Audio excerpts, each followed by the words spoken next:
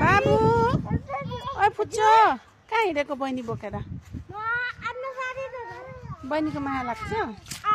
खै हेरौँ त बहिनीको मुख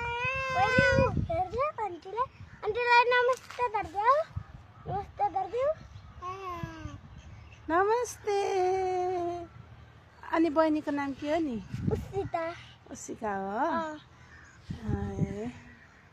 ल हिँड